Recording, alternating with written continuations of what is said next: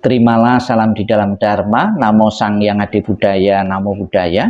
Namo Buddhaya. Kembali kita akan bersama-sama panjatkan doa, membaca parita gata dalam rangka peletakan abu jenazah almarhum Bapak Narto Wijaya Wijoyo dan juga almarhum Hirman Wijoyo. Akan selalu kita dukung dengan doa-doa suci apabila saat ini arwah beliau belum menempati alam surgawi, belum tenang, damai dan bahagia. Sesuai dengan harapan keluarga dan juga harapan kita semua, pembawaan doa ini akan benar-benar berguna dan bermanfaat bagi arwah beliau dan juga berguna dan bermanfaat bagi keluarga yang ditinggalkan. Untuk mengetahui tujuan dan manfaat memberi persajian dan doa maupun pelimpahan jasa kepada yang telah meninggal, marilah kita buka buku puja baktinya. Kita baca penjelasan Sang Buddha tentang tujuan dan manfaat memberi doa, memberi persajian kepada yang telah meninggal. Dibuka buku puja baktinya halaman 18 dan 20. 18 dan 20. Kita baca bersama-sama penjelasan Sang Buddha ini. Mereka berdiri di luar dinding rumah dan setiap perempatan jalan. Setelah kembali ke rumahnya sendiri, mereka berdiri di muka pintu-pintu. Ketika beraneka ragam makanan dan minuman, serta makanan padat lainnya dihidangkan, tiada satupun orang yang ingat kepada mereka, para makhluk sebagai akibat karma yang lampau ini. Demikianlah mereka yang berbelas kasih memberikan kerabatnya minuman dan makanan murni yang berlimpah tepat pada waktunya. Semoga ini semua menjadi milik para kerabat. Semoga mereka berbahagia. Dan setelah mereka berkumpul di sana, para kerabat yang telah meninggal pun berkumpul. Mereka bergembira sepenuhnya akan makanan dan minuman yang berlimpah ruah. Semoga para kerabat kalian berusia panjang. Merekalah yang menyebabkan kita memperoleh keuntungan ini. Penghormatan telah diberikan kepada kita. Tiada pemberi tanpa pahala. Karena di sana tiada pertanian dan tiada peternakan. Tiada perdagangan, tiada transaksi jual beli dengan uang. Maka dengan pemberian dari sini, mereka yang telah meninggal dapat hidup di sana. Bagaikan air di bukit mengalir menuju ke bawah. Demikianlah pemberian yang telah diberikan dari sini bermanfaat bagi mereka yang telah meninggal. Bagaikan sungai-sungai yang penuh dapat mengalir memenuhi lautan. Demikianlah pemberian yang telah diberikan dari sini bermanfaat bagi mereka yang telah meninggal. Ia telah memberi kepadaku, ia telah berbuat bagiku, ia adalah kerabat, rekan dan sahabatku. Setelah memberikan persembahan kepada mereka yang telah meninggal, lalu mengenang apa yang telah dilakukannya pada kehidupan lampau, sesungguhnya bukanlah tangisan, kesedihan ataupun tatapan lainnya. Demikianlah para kerabat berdiri di sana tanpa manfaat bagi mereka yang telah meninggal. Dan persembahan yang telah diberikan guna menopang sangga ini sesungguhnya demi kepentingannya akan menimbulkan manfaat untuk waktu yang lama. Kewajiban kerabat yang telah diterangkan ini adalah penghormatan yang telah dilakukan dengan sempurna kepada mereka yang telah meninggal, kekuatan yang telah diberikan kepada para biku, dan pahala besar yang telah kalian capai.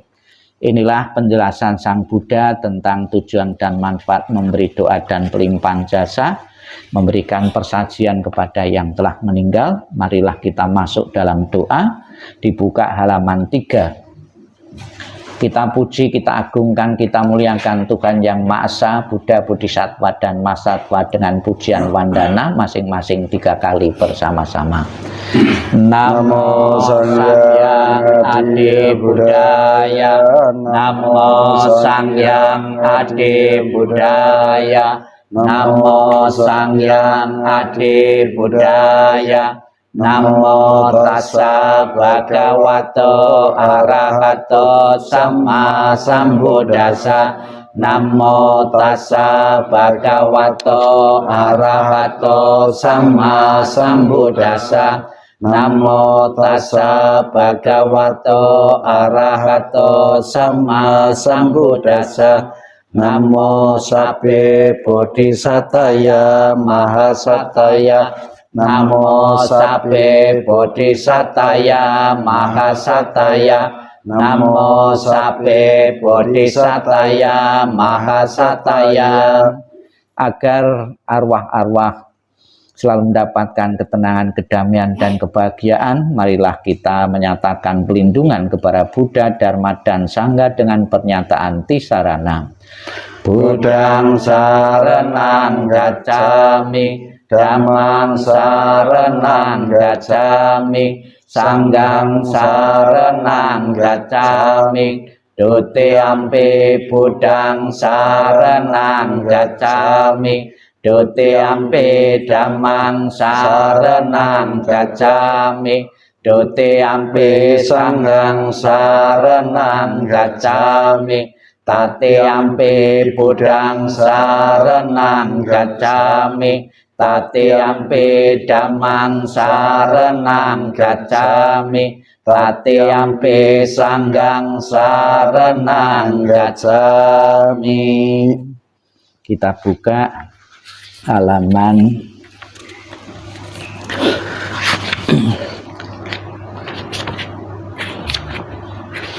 halaman 22. Syair tentang 3 corak universal. Kita baca bersama-sama. Semua yang terbentuk tidak kekal. Bila dengan bijaksana orang melihatnya, maka duka tidak akan ada lagi. Inilah jalan untuk mencapai kesucian. Semua yang terbentuk adalah duka. Bila dengan bijaksana orang melihatnya, maka duka tidak akan ada lagi. Inilah jalan untuk mencapai kesucian. Segala sesuatu adalah bukan aku. Bila dengan bijaksana orang melihatnya, maka duka tidak akan ada lagi. Inilah jalan untuk mencapai kesucian. Di antara orang banyak, hanya sedikit yang sampai di pantai seberang. Sebagian besar manusia hilir mudik di pantai sebelah sini. Tetapi di antara orang banyak, hanya mereka yang melaksanakan dhamma yang telah dibabarkan dengan jelas dapat menyeberangi alam kematian yang sukar diatasi. Orang bijaksana akan melenyapkan kegelapan, terlatih dalam cahaya terang. Setelah menjalani hidup tidak berkeluarga, berusaha keras untuk menikmati hidup dalam kesunyian. Mereka yang menginginkan cahaya terang yang hakiki seharusnya meninggalkan kesenangan dunia. Tanpa memiliki harta dunia, ia harus membersihkan batinnya. Orang bijaksana demikian telah memiliki bodi, batinnya telah berkembang sempurna, telah melenyapkan kemelekatan, bahagia dengan pikiran tanpa kemelekatan. Mereka yang bebas dari kekotoran batin serta bersinar terang mencapai nibbana dalam kehidupan ini. Bukunya ditutup.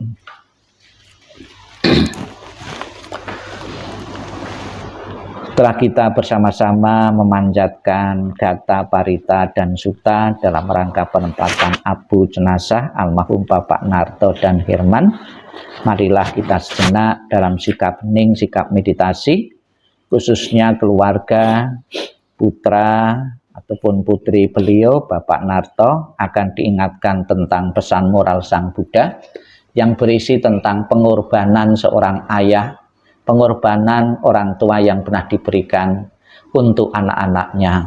Dengan selalu mengenang pengorbanan dan kebaikan dari orang tua kita, semoga dalam benak masing-masing putra-putrinya beliau akan selalu mengenang dan bertekad ingin menjaga nama baik keluarga sebagai balasan atas cinta kasih dan pengorbanan yang pernah diberikan orang tua. Sikap hening, sikap merenung, sikap meditasi dimulai. Inilah yang disabdakan oleh Sang Buddha tentang pengorbanan dan kasih sayang orang tua untuk anaknya. Kematian dari orang yang dicintai sukar terlukiskan penderitaannya. tetapi berpisah dari yang dikasih juga sangat menyakitkan. Bila anak berjalan jauh, orang tua merasa khawatir di kampungnya.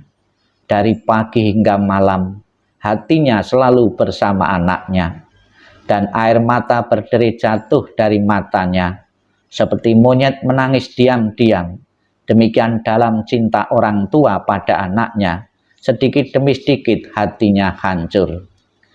Alangkah besarnya kebaikan orang tua dan gejolak emosinya. Kebaikannya mendalam dan sukar membalasnya. Dengan rela mereka menderita untuk kepentingan anaknya. Bila anak bekerja berat, orang tua pun merasa tidak senang. Bila mereka mendengar bahwa dia berjalan jauh, mereka khawatir pada waktu malam sang anak berbaring kedinginan. Bahkan kesakitan sebentar yang diderita putra dan putrinya akan menyebabkan orang tua lama bersusah hati. Kebaikan orang tua adalah besar dan penting. Perhatiannya yang lemah lembut tidak pernah berhenti. Dari saat mereka bangun tiap pagi, pikiran mereka adalah pada anaknya. Apakah anak-anak dekat atau jauh, orang tua selalu memikirkan mereka. Sekalipun orang tua hidup untuk 100 tahun, dia akan selalu mengkhawatirkan anaknya yang berumur 80 tahun. Inginkah Anda mengetahui, bilakah kebaikan dan cinta yang demikian itu berakhir? Ia bahkan tidak pernah berkurang hingga akhir hidupnya. Sabbi Satta Bhavantu Sukitata. Semoga semua makhluk hidup berbahagia dan sejahtera. Sikap hening, sikap merenung, sikap meditasi selesai. Sadu, sadu, sadu. Terimalah salam di dalam Dharma. Namo Sang Hyang Adi Budaya, Namo Buddhaya. Namo Buddhaya. Ada sebuah cerita yang terkait perawatan dan pemeliharaan dari leluhur atau orang yang telah meninggal, bahwa ada seorang pemuda datang ke sebuah hutan dalam satu perjalanan melewati sebuah hutan dan menemukan semak-semak. Di situ ada tulang belulang. Kemudian secara spontan, loh kasihan sekali, ini mungkin orang mati tidak dikenal ya. Kasihan sekali, ada tengkoraknya, kan pasti ada tengkorak orang. Kemudian dia melepas bajunya, dengan baju itu dia kumpulkan tengkorak-tengkorak atau kerangka-kerangka manusia tadi, kemudian diperlakukan dengan sewajarnya, dengan selayaknya seperti manusia biasa lainnya. Dari pengalaman itu, dari peristiwa itu, kemudian dia melihat perubahan hidupnya, kesehariannya. Usahanya semakin maju, sukses, pekerjaan semakin lancar, rumah tangga semakin harmonis.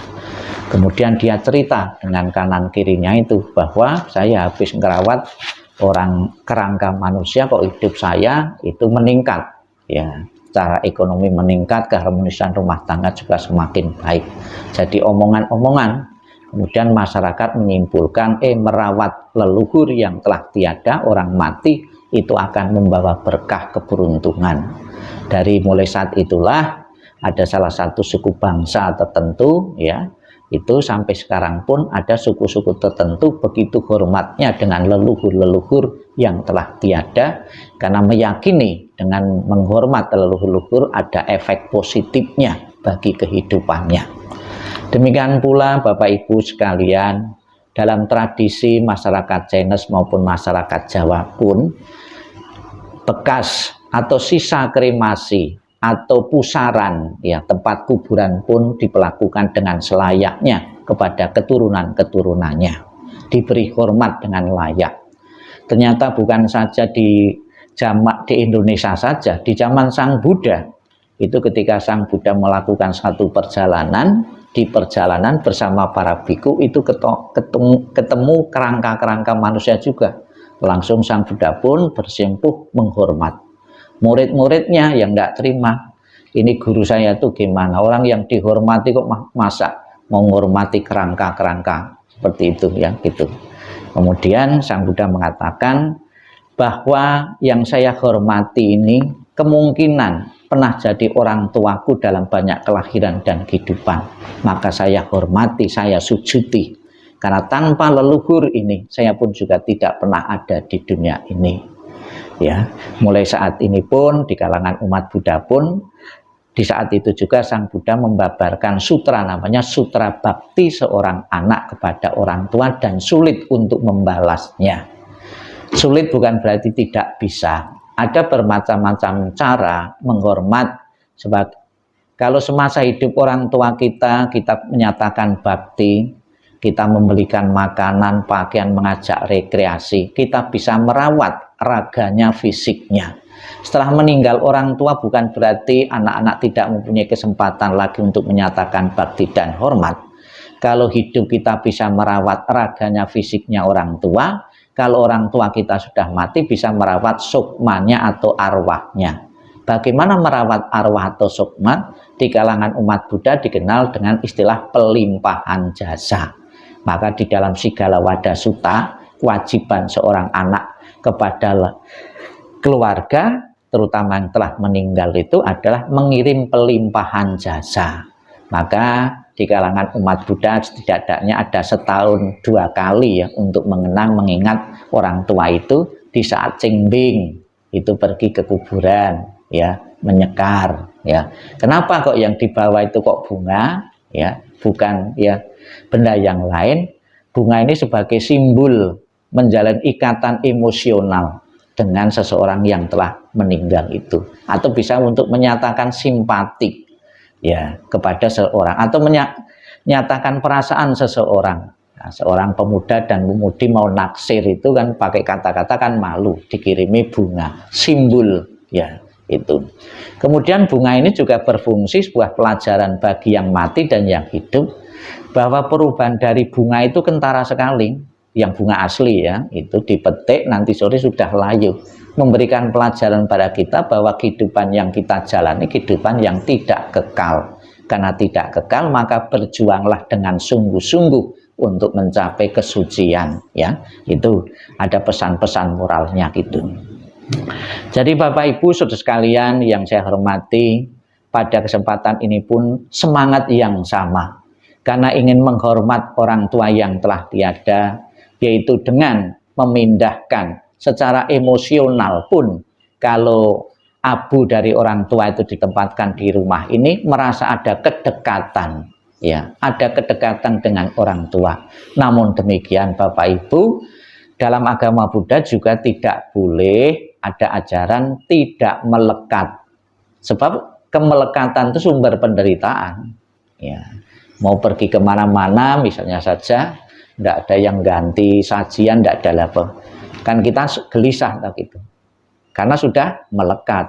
Maka jangan memaksakan diri. Kalau sekiranya itu memang tidak ada waktu, ya sudah, tidak usah jadi beban pikiran. Jangan sampai ada kejadian apa saya karena tidak mempersembahkan makanan hari ini atau tidak dupa, kadang-kadang jadi beban seperti itu, artinya kita sudah melekat ya. Itu bahkan di wihara pun dalam menurut ajaran Sang Buddha itu tidak boleh melekat, namun karena alasan-alasan tertentu itu ada umat yang menitipkan abu di wihara, bahkan wihara memfasilitasi penitipan abu jenazah ya. Tentunya ada pertimbangan-pertimbangan tertentu. Pertimbangan yang pertama, ingin memberi pelajaran kepada umat tentang bakti anak kepada orang tua.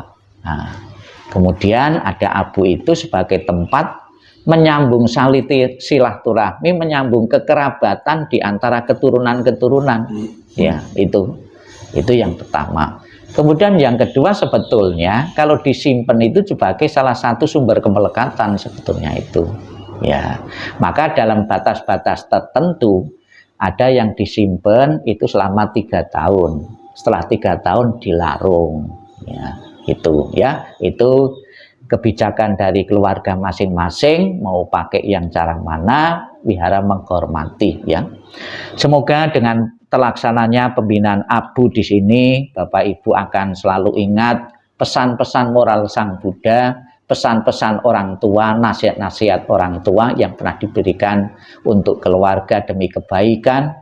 Semoga kita juga selalu doakan orang tua yang meninggal atau kakak yang meninggal, apa yang menjadi harapan keluarga benar-benar terdorong teraih di alam bahagia, dan setelah di alam bahagia selalu memberikan doa restu kepada keluarga yang ditinggalkan untuk selalu mendapatkan kemudahan-kemudahan dalam hidup, dalam pekerjaan, kesuksesan maupun keharmonisan rumah tangga. Sadu, sadu, sadu. Marilah kita lengkapi dengan pelimpahan jasa. Dibuka halaman halaman 35 ya. Nanti disebutkan Cirarakanto nama Mendiang yaitu 35 ya. Kita baca bersama-sama etawata. Etawata ca ambehi sambatan punya sambadan sapi dewa anumodantu sabba sambati sidia. Etawata ca ambehi sambatan punya sambadan sapi buta anumodantu sabba sambati sidia. Etawata ca ambehi sambatan punya sambadang sapi sata anumodantu sabba sambati sidia.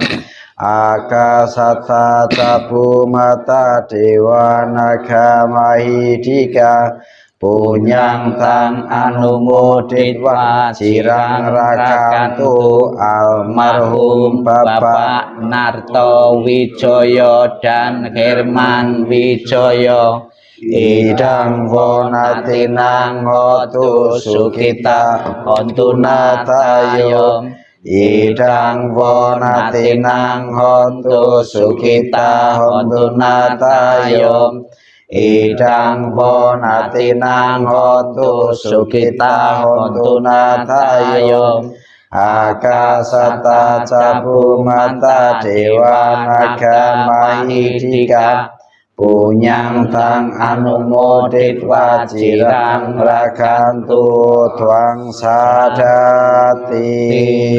Sadu, sadu, sadu. Demikianlah rangkaian pembawaan doa penempatan abu jenazah.